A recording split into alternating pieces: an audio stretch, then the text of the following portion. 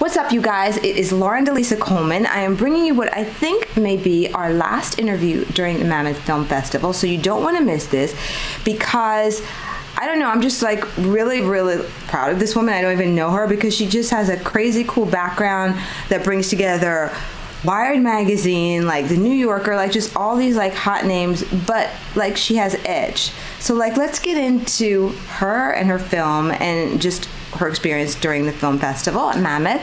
I want you to definitely bring your hands together for Wendy Jonathan, who has a film that is called The Art of Bombing Hills in San Francisco. And I just can't wait to hear how she like kind of came to tell this story and so much more. So Wendy, thank you so much for joining us. And yeah, get into, first of all, for us, a synopsis of this amazing documentary.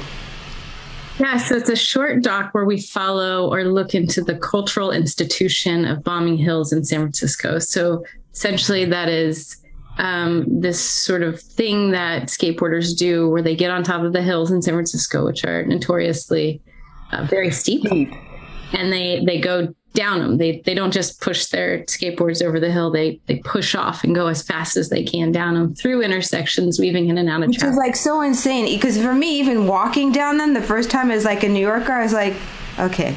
Yeah, there's streets I wouldn't drive down when I first moved. I believe it. It's frightening. And these kids just go down it. But it's been a part of the skating community in the Bay Area for as long as skateboards have been in the Bay Area.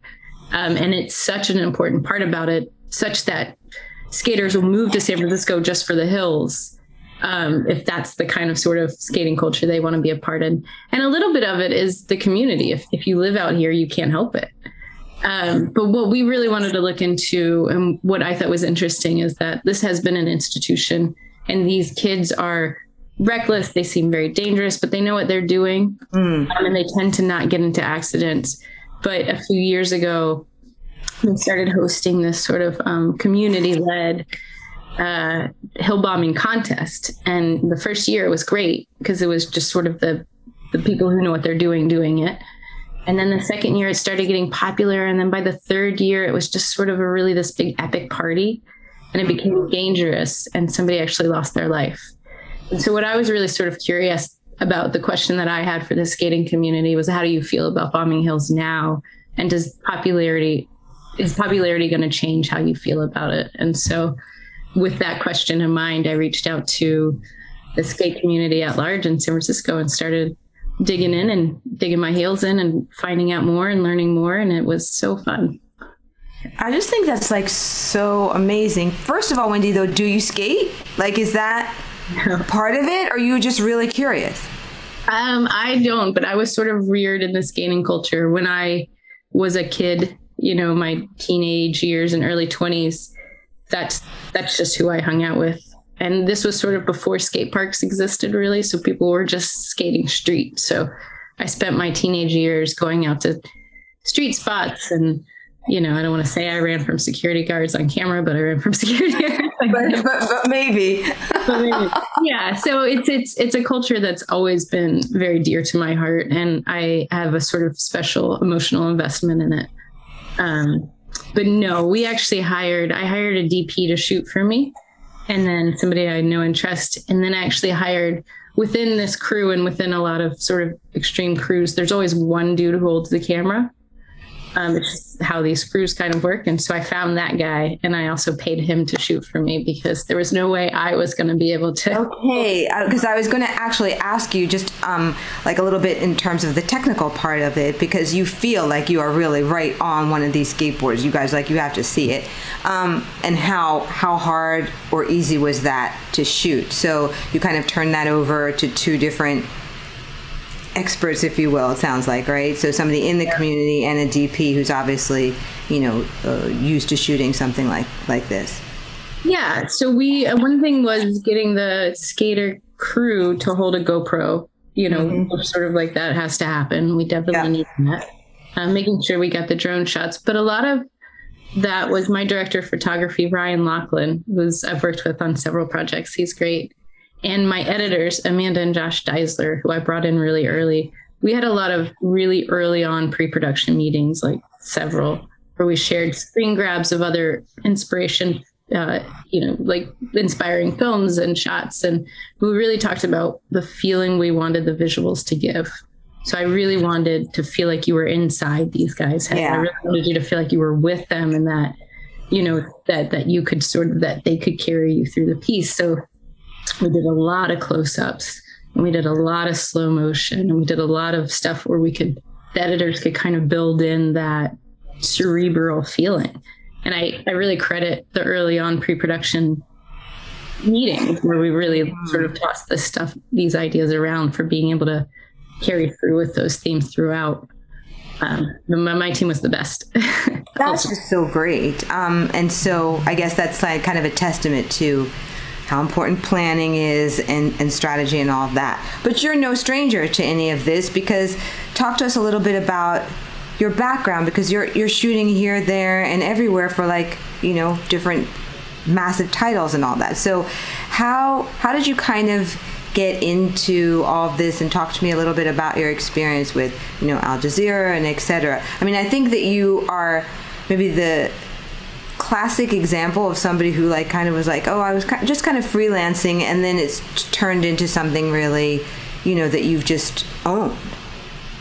Yeah, we'll see what the next chapter brings me, but I bill myself as a video journalist, which is what I'm sort of trained to be. I have my master's in journalism from Berkeley, and while getting my master's, I chose to study the medium documentary.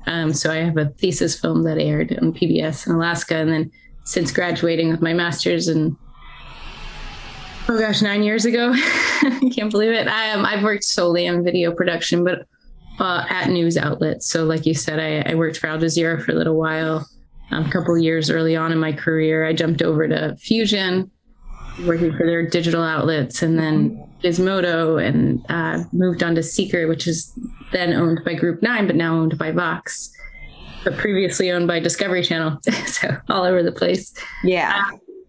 And for the last 3 years, I've been sort of doing a revolving door with Condé Nast, where I was at Condé Nast working solely on Wired series. Always tech-related stuff, though. Very cool. Yeah. I mean, that was not the plan, right? A little, I always sort of wanted to get into, really into food justice, and I always kind of wanted to get into environmental work.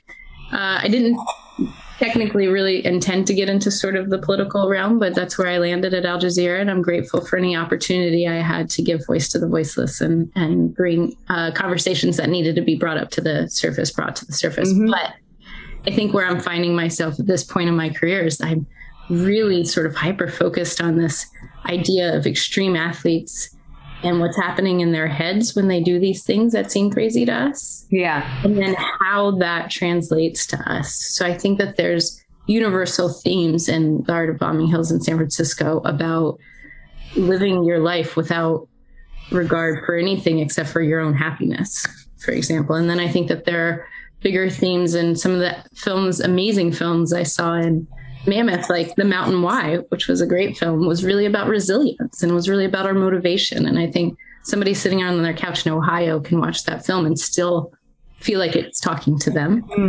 And so I really want to sort of explore this world of what we can learn from our extreme athletes. So hopefully that'll be my next film. I like that a lot.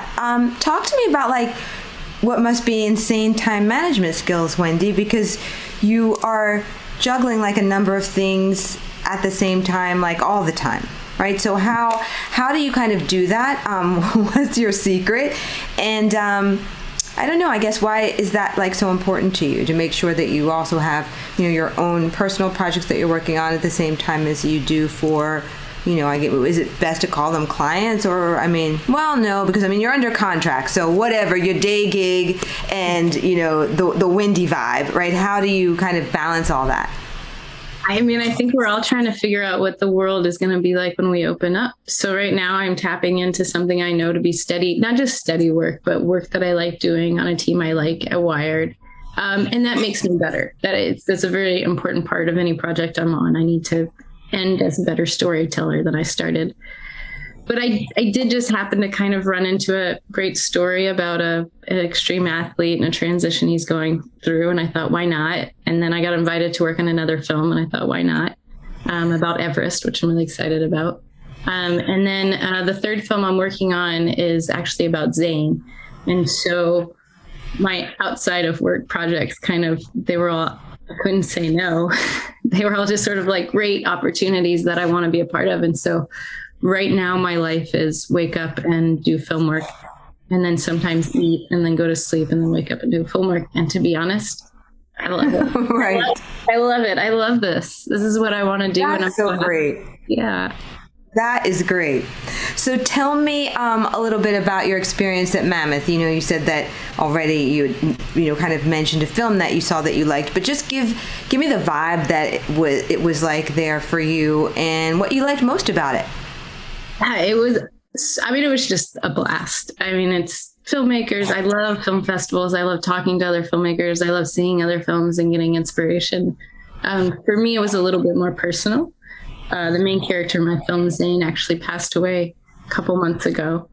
Passed away from a sudden and unknown, or they had no idea, sudden cardiovascular. Which is so crazy, and not because he was skating. I mean, just random and young as well. So it's just like, how did that happen?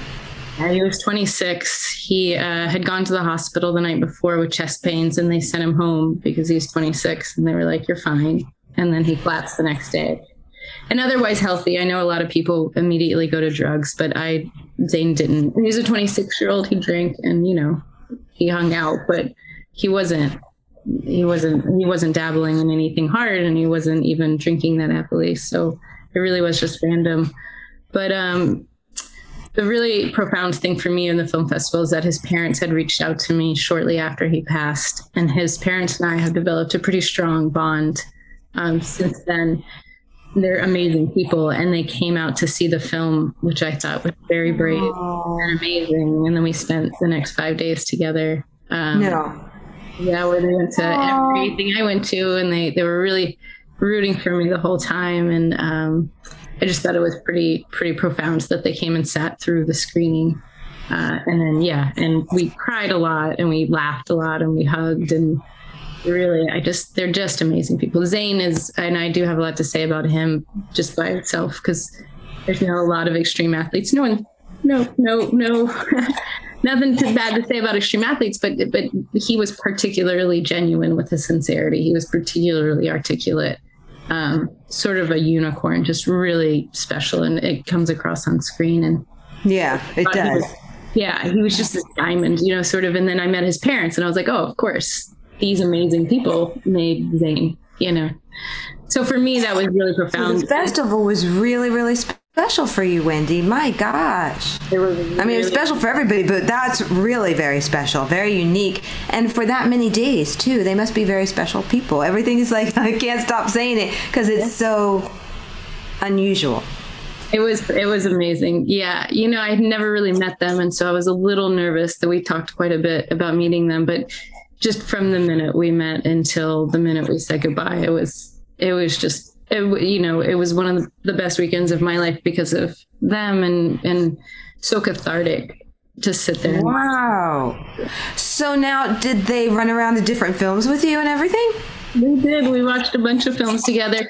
They're also just, they're this amazing. They also just went skiing a few times by themselves. Jeff is a big wave surfer. He's an older gentleman. I mean, he was a father of a 26-year-old. I don't know exactly how old, but still surfing big waves every day and hitting the slopes when he can. And they went ice skating on Convict Lake one day. So, yeah. And not that long after the passing of their son. So you talked about resilience in another film, but they are really living it. They're really living it. Yeah. Wow. Anytime I have, today was a little bit busy today, and, I was trying to record VO for a piece, and I couldn't get the mic to work. And then I was running late for another meeting, and I just, it doesn't matter when you think about Jeff and Kat. Yeah. Yeah. And these guys came out and smiled and laughed and had a good time, and, shared stories, and they weren't ignoring their grief. It was still in front of them. It was still in front of all of us, but it wasn't it became that wasn't the only reason that we were there. We were there to celebrate the film. Wow. Now, had you been to Mammoth before, Wendy, or what? I had not even been to Mammoth before. Wow, so this is like going to be like, what can top that now when you go next year? Come on. I know. I was going to ask you, how did that compare to maybe other years? But really, this is the first one, and so. And this is this film maybe 6th film festival, but this is by far the best that I've been to, just in terms of organization and the quality of the films and the town of Mammoth. And everybody really, really just had an amazing time at this festival. I mean, no one ever goes to a film festival, I don't think. I mean, okay, obviously anything is possible, but most people were like, yeah, it was really great. But this one, I feel like there's something just very special. Yeah, I hope, I don't think that I have anything lined up that can get in next year, but I'm hoping that a couple of my projects will be wrapping up in enough time to submit for 2024. Wow. Definitely going to be top of my list film festivals from here on out. Yeah. So that's just like, I don't know. I really can hardly put words to that, because I'm just kind of imagining the experience of you with the parents and how special that is, especially like because you don't know them. You know what I mean? And so it's not like, oh, well, you know, we had this relationship for like 15 years or whatever, and that's why I shot, you know, all of this from like his perspective and all. But no, they're full-on strangers. And so that is something that you have to cherish. I'm glad you got to experience that. Definitely. It was very special. So tell me, in like kind of the world of whether it's documentary or, you know, kind of video, whatever, what do you think is going to kind of be next? What are trends that you're seeing that you're excited about, or something that you think is maybe undiscovered by people? Anything just yet, whether it's technical or topics? Yeah, I think, you know, I do think that there's a push for content from the outdoor industry, you know, and I hate to use this film because everybody uses it, but I think Free Solo really elevated some of those films to, you know, to lift them outside of the bubble of climbing or the bubble of, you know, mountaineering. You know, everybody's sort of talking about the alpinist right now, whereas 5 years ago, I don't think the same friends would have been talking to me about it. I also went to this really interesting chat early on in the pandemic with somebody who works at Vox Media. And she was saying that we're all having to try to refigure out how to make things work in this new world. And she said something really profound at the end, where she said, we're forced to be very honest with our audience. So instead of having to hide the audio glitches or, you know, frame the video in a way that definitely doesn't show us, she's sort of like, we have to put ourselves in it a little bit more. And we have to say this is hard work. And sometimes the audio is, you know, this is what it's really like. And I really like that concept of going into the new world with more honesty with our audience and saying, I think transparency is probably an overused word, but the actual sense of it is not. And the true application of it is not. So I kind of love you being able to zero in on that and think about ways to expand that and why that's important. Yeah, definitely. I think we're seeing it too. I think we're seeing it start to happen, but I'm really excited because I am so busy right now in February 2022, because there are so many exciting projects that are being lifted off the ground coming out of, you know, will hopefully be the last year of the pandemic. And so I'm really excited to see what happens and where we all land at the end of this. Yeah, absolutely. So how can people definitely keep up with you, Wendy, because you've got so much going on? Like, I'm ready to take almost a nap listening to it, especially when it's dealing with, you know, extreme sports and more and outside and all that. But I mean, I'm sure if you are on social, I'm sure some of the shots must be like insane. So can we follow you that way, or how is best? Yeah, you can follow me. I mean, you can follow me on my Instagram, which is WendiJonassen. But I'm going to be honest, it's 50% pictures of my dog. So you're welcome. Well, I love how you put that out there. Look, dogs are welcome too. But she has a killer site though, you guys. And whenever I interview a filmmaker who has like a really nicely done website, I have to like put that out there because so many don't. So, you know, you can just kind of tell, obviously you do this for, you know, professional realm for others, right? Other major brands and for yourself. Because when you look at it, you're like, oh, it's hot, but it's also very much tailored to you. You get a kind of sense of what your personality is. So yeah, give us the URL because like you guys should check it out. Yeah, the URL is just wendijonassen.com. It's just my name.com. And you can, I believe that there's not, I should fix it, but I believe that there's a email button at the bottom and you can always email me. I love getting cold calls from filmmakers. Love talking to filmmakers. So reach out and chat with me. Yeah. And that top picture is a photo I took of Yosemite. There's this wonderful natural phenomenon that happens for 2 weeks every year at the end of January, where the geometry of the valley is like when the sun is setting during those 2 weeks, it sets behind this peak that centers the focus of the light onto the other side of the valley. And there happens to be a small waterfall on the other side of that valley. So that sort of laser focuses the like sun setting light to the back of that waterfall. And that waterfall looks like it's on fire. Wow. It was incredible. So I made it like a sort of pilgrimage trip for a few years to get a photograph of that and finally did. So now that's why it's up on my website. Nice to hear the backstory for sure. Yeah. So anything else you want to add, Wendy, before we wrap up? No, I just want to thank the folks at Mammoth Lakes Film Festival. Really loved the all women's events and the female mentorship opportunities. It was incredible. So good to hear it. I just wish you like so much success, and it seems like you are really very much committed, and I like that, but like in an edgy way, right? I can still get the like skater hangout girl vibe from you, even though that may have been the past, but still there's that edge there, and it's great. Cool. Yeah, thanks so much for having me. You're welcome. And I hope that you guys have enjoyed watching this. Definitely stay up on what Wendy's doing, even if it's like feeding her dog. Yeah, we'll be bringing you certainly more right after this. We'll be bringing you Berlin Film Festival, which is a whole another vibe itself. So I am Lauren DeLisa Coleman for the Inside series right here at Filmio. Thank you so much for watching.